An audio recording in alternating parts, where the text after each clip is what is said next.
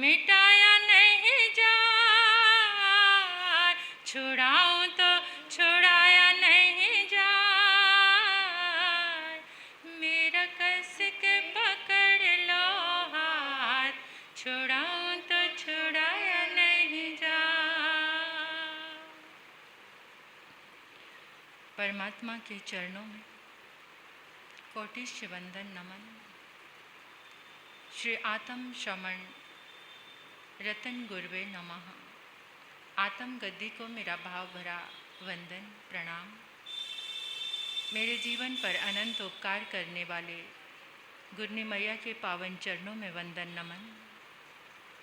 गुरुवर्या तुल्या महासाध्वी श्री उषा जी महाराज साहब, तब सूर्या महासाध्वी निधि ज्योति जी महाराज साहब के चरणों में वंदन नमन। स्नेहिल प्रिय छोटी साध्वियाँ इस पावन प्रांगण में आए परमात्मा के प्यारे प्यारे भक्तों, हृदय के आंगन में आप सभी का स्वागत करती हूँ। अभिनंदन करती हूँ आप सभी की श्रद्धा का, अनुमोदन आप सभी के सुंदर भावों का, और धन्यवाद शुक्रिया आपने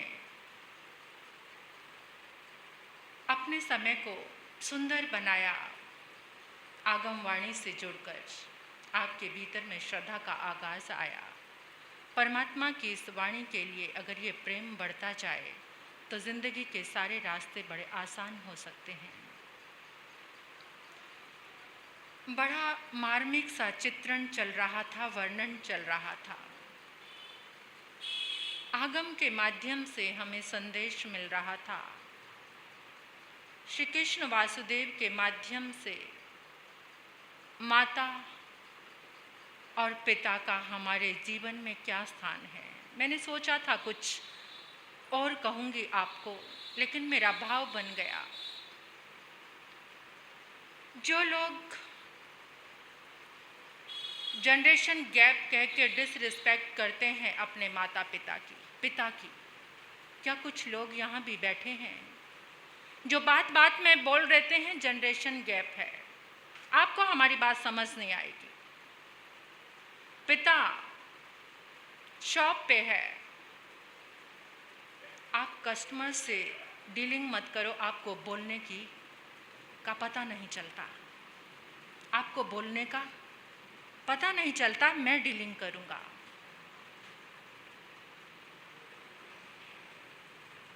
ऐसे बच्चे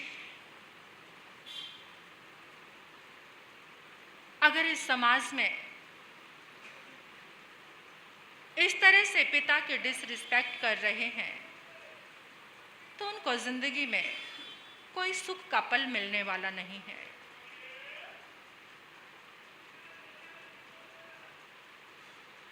बारिश और जिसके सिर पे छाता है वो मस्ती से चल सकता है। घर बनाने के लिए जिसकी नींव मजबूत हो गई है उसे परवाह नहीं, उसे विश्वास होगा घर बड़ा सुंदर है। जिसने अपने घर की दीवारों को पक्का बना लिया है वो महफूज रहता है। जिंदगी का छाता, जिंदगी की दीवार, जिंदगी की नींव अगर कोई है तो वो माता पिता है। फिर मैं सोचती हूँ कि हर किसी संत के पास से हर कोई मोटिवेशनल स्पीकर आज माता पिता के लिए आपको समझा रहा है। पहले ऐसा कुछ भी नहीं था। कुछ पीछे जाओ, उस जमाने में ऐसा कुछ नहीं था। आज इतने सारे वृद्ध आश्रम हैं। उसका कारण क्या है? क्या ये अच्छी एजुकेशन? क्या ये हाई एजुकेशन?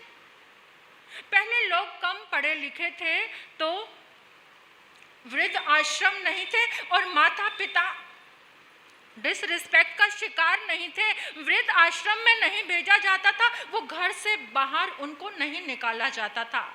कारण क्या है? High society, high education, high lifestyle, living style. क्या कारण है? क्या आपने कभी सोचा है कि क्या कारण है इतने सारे वृद्ध आश्रम की बाढ़ आ गई है? पहले का ज़माना कितना अच्छा था कि जिस समय जो रही सही कसर थी आज मोबाइल ने पूरी कर दी है। जब फादर्स डे आता है, मदर्स डे आता है, अपने आप को ऊंचा दिखाने के लिए बड़ी ऊंची ऊंची पोस्ट डालते हैं, बड़े अच्छे अच्छे वीडियो सेंड करते हैं, भले खुद ने ना देखे हों, लेकिन किसको दिखाने हैं? मैंने डाला, मैंने पोस्ट डाली, खुद ने ना पढ़ी हो, लेकिन सामने वाले को लगेगा मैंने पिता के लिए इतनी अच्छी पोस्ट की है। कितना सारा दर्द है इस दुनिया में। जितनी एजुकेशन अच्छी हो गई है उतना सारा दर्द आ गया है। जितना ज़्यादा पैसा कमा लिया है इंसान ने उतना ही ज़्यादा भावनाओं से गरीब हो गया है। इमोशन से उतना ही गरीब है आज इंसान। रिश्तों में आज इंसान उतना ही गरीब है। कुछ बचे होंगे लोग, मेरे युवा बच्चे यहाँ पर आए हुए हैं, युवतियाँ आई हुई हैं, कुछ भागीदार आप भी हैं अपने घर को डिस्टर्ब करने में, अपने माता पिता को घर से निकालने में, उनके अकेला छोड़ने में। मेरी देवियां यहाँ बैठी हुई हैं, आपका भी कुछ हिस्सा है उसमें। अपने पिता को तो सुखी देखना चाहते हो, लेकिन घर में जो पिता है वो एक कोने में पड़ा रहे तो कोई बात नहीं। हाँ, पहले के ज़माने की मैं बात कर रही थी कि जिस समय मैंने भी बचपन में देखा है। मैं छोटी सी थी, 2nd-3rd क्लास में जब पढ़ती थी तो नाटक दिखाए जाते थे, नाटक हुआ करते थे। जैसे रामलीला हुआ करती थी, ऐसे ही लोगों को मोटिवेट करने के लिए, सिखाने के लिए नाटक हुआ करते थे। वो नाटक कैसे होते थे? जैसे राजा हरिश्चंद्र का नाटक होता था और श्रवण कुमार का नाटक हुआ करता था। मैंने देखे हैं ये नाटक। तो वहाँ पर बच्चों के उस बालक मन पर एक सीख आती थी, उस बालक मन पर एक संस्कार आता था। महात्मा गांधी ने अपनी आत्मकथा में लिखा है कि मैंने सत्य बोलना सीखा था तो सबसे पहले मैंने राजा हरिश्चंद्र का नाटक देखा था। वहाँ पर वो नाटकों का भाव क्या होता था? जगाना, मोटिवेट करना। और आज के जो ये मोबाइल पर, सोशल मीडिया पर जो अपलोडिंग हो रही है, उसका मकसद क्या है? वो हमारे ऊपर क्या प्रभाव डाल रहे हैं? कैसे हम नाटक देख रहे हैं, कैसे हम वीडियो, बहनें पता है कैसे सीरियल देख रही हैं आप लोग, और आप लोग कैसी न्यूज़ देख रहे हैं। जिस समय वो नाटक दिखाए जाते थे श्रवण कुमार का, तो उस समय जितनी पब्लिक आती थी, कोई ना कोई बच्चा प्रतिज्ञा करके जाता था कि मुझे भी अपने माता पिता की इसी तरीके से सेवा करनी है, अपने माता पिता का इस तरह से ध्यान रखना है। आप मोबाइल में जो देख रहे हो, देखते देखते आपने किया नहीं, अगर सोचने लग जाते हो, सोचने से भी वही एनर्जी आपके साथ क्रिएट होने लग जाती है, आपके पास आने लग जाती है। आपको इतना साता ये पर्व राज पर्यूषण में आप यहाँ पर आए हैं। मैं ज़्यादा वक्त ना लेते हुए एक छोटी सी बात कहना चाहती हूँ कि पिता का क्या स्थान है हमारे जीवन में। अभी बड़े महाराज साहब ने बताया। आप कितने लोग हैं, हाथ खड़ा करके मुझे बताना कि जो पाँव के अंगूठे पर माथा टिकाकर अपने माता पिता को प्रणाम करते हैं। हमारे कैमरामैन भैया, इन्होंने ही हाथ उठाया है, और किसी का भी हाथ नहीं उठा। जिस समय आप अपना माथा यहाँ टिकाते हो, आपके चारों तरफ ऊर्जा का एक कवच बन जाता है, दुआओं का। और दुआओं में सबसे ज़्यादा ताकत होती है। दुनिया की कोई भी शक्ति उस दुआ को, उस कवच को तोड़ नहीं सकती। आप बुलेट प्रूफ हो जाते हो। ये दुआ लेना बहुत महंगा है क्या आपको? बहुत महंगा है, बड़े पैसे खर्च करने पड़ते हैं, बहुत सारा समय देना पड़ता है, लेकिन फिर भी नहीं लेते।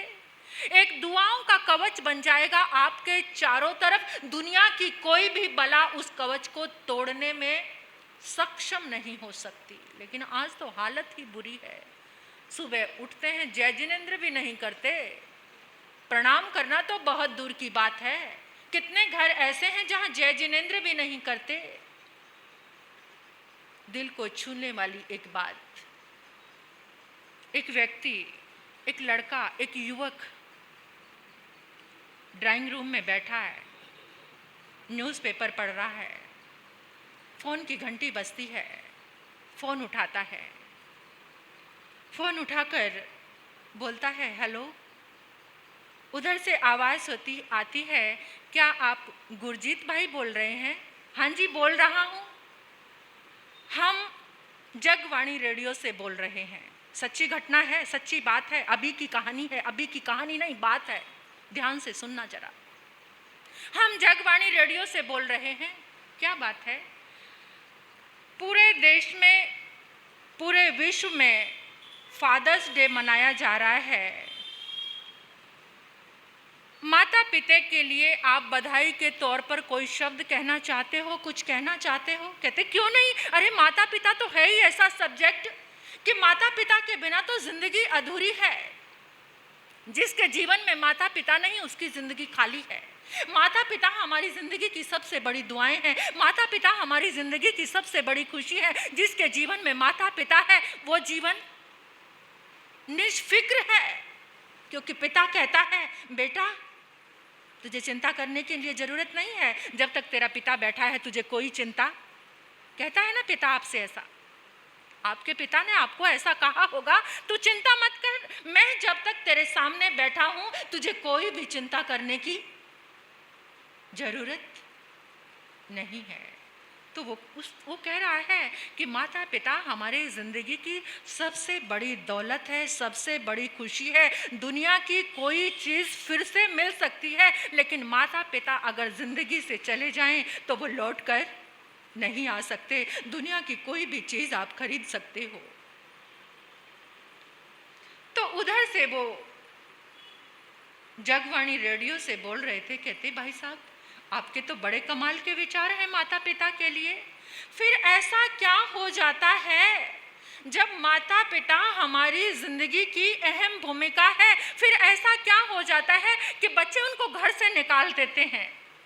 जो बच्चा इंतजार करता था पिता के आने का, रात भर सोता नहीं था, मुझे पापा के साथ ही सोना है, पापा मेरे लिए ये लेकर आएंगे, आज मैंने पापा को बताया था आते हुए मेरे लिए इतने चॉकलेट लेकर आना, मेरे लिए ऐसे कपड़े लाना, मेरे लिए ऐसे टॉयज लाना, मेरे लिए ये कार लेकर आना। फिर क्या अचानक ऐसा हो जाता है, जो बच्चा इतना इंतजार करता था अपने पापा के आने का, और फिर वही बच्चा अपने माता पिता को घर से बाहर निकाल देता है। वो गुरजीत कहने लगा, देखो भाई साहब बड़े नालायक हैं वो बेटे, ध्यान से सुनना और जहन में एक एक अक्षर को उतारना। बड़े नालायक हैं वो बच्चे जो अपने माता पिता का ये हाल करते हैं, जो उनको घर से बाहर निकाल देते हैं।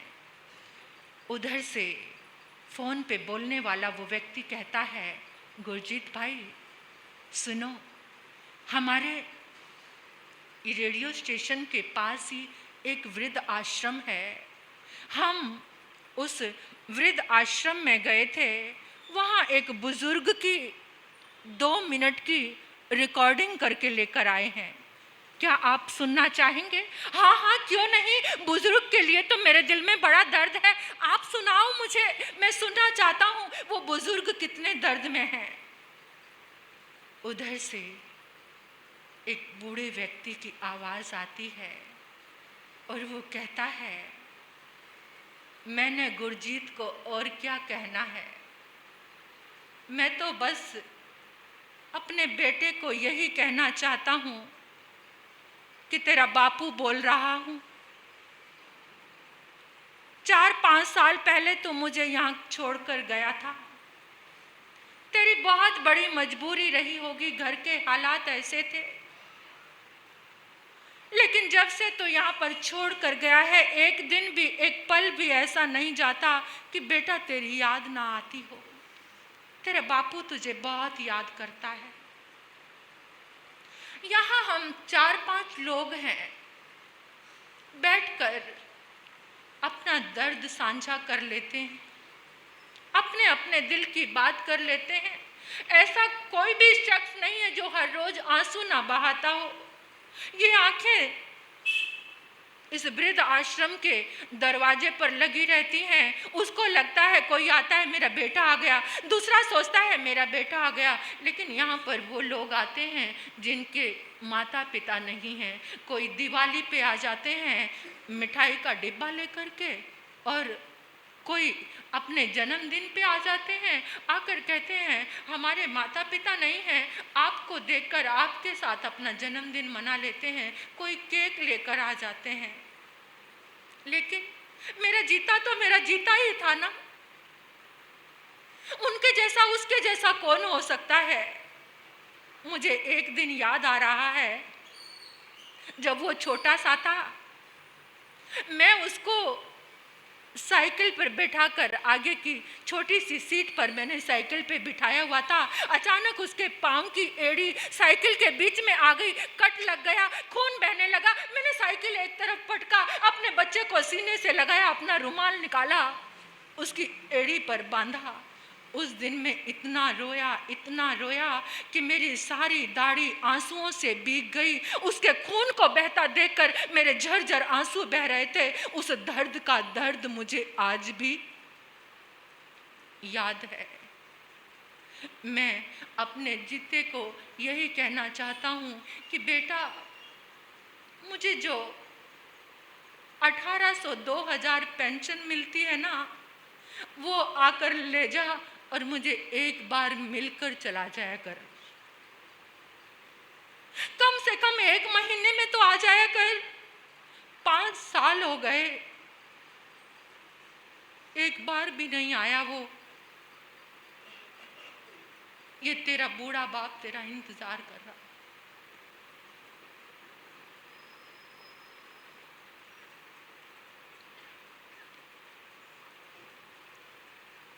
आवाज बंद हो गई और जगवाणी रेडियो वाले बोल रहे हैं, हेलो हेलो हेलो गुरजीत भाई साहब, सुन रहे हो आप? उधर से जोर जोर से सिसकने की आवाज आने लगी, जोर जोर से रोने की। वो सिसकारियां रुदन में बदल गई, जोर जोर से रोने की आवाज आ गई। और वो कहने लगा, मैं बहुत शर्मिंदा हूं, मैं बहुत शर्मिंदा हूं। मेरा बाप इतने दर्द में। जगवाणी रेडियो वाले ने ढूंढ लिया उसके बेटे को, जो शेखियां बगाड़ रहा था ना। माता पिता को अकेला नहीं छोड़ना, माता पिता को घर से बाहर नहीं निकालना, वही बेटा था वो। जिंदगी की ऊंचाइयां छूने के लिए आज हम बहुत कुछ करने लगते हैं। घर में बैठा बूढ़ा पिता तड़फ रहा होता है, मेरा बेटा दुकान से आएगा, फैक्ट्री से आएगा, आकर एक बार मुझे पूछेगा। जिनके पास पिता को पूछने का वक्त नहीं है, धिक्कार है उनका जिंदगी, उनको जीवन जीने का हक नहीं। जिसके जीवन में पिता नहीं होता कैसी हालत होती है उसकी पता है। एक छोटा सा नन्हा सा 7-8 साल का बच्चा मंदिर के एक कोने में बैठा, मैले कुचैले कपड़े, कोमल से सुंदर से साफ सुथरे गाल आंसुओं से भीगे हुए हैं और हाथ जोड़कर कुछ फुसफुसा रहा है। इतने में एक व्यक्ति आया और उस बच्चे को गोद में उठा लिया। गोद में उठाकर पूछने लगा, बेटा क्या कर रहे हो? मेरे पिता मर गए, उनके लिए स्वर्ग मांग रहा हूं। मेरी माता हर समय रोती रहती है, उसके लिए भगवान से धैर्य मांग रहा हूं। मेरी बहन कभी मम्मी से मिठाई मांगती है, कभी चॉकलेट मांगती है, उसके लिए भगवान से पैसे मांग रहा हूं।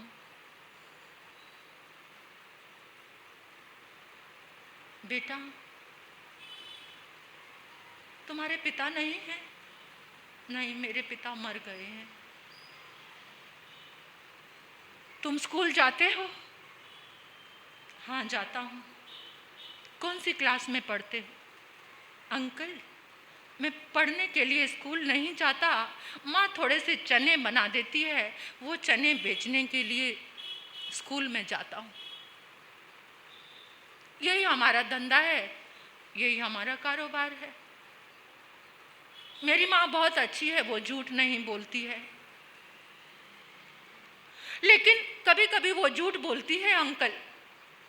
जब हम बहन भाई दोनों बैठकर खाना खा रहे होते हैं ना, तो मैं कहता हूँ माँ तुम भी खा लो, तो माँ कहती है मैंने खा लिया, लेकिन माँ ने खाया नहीं होता।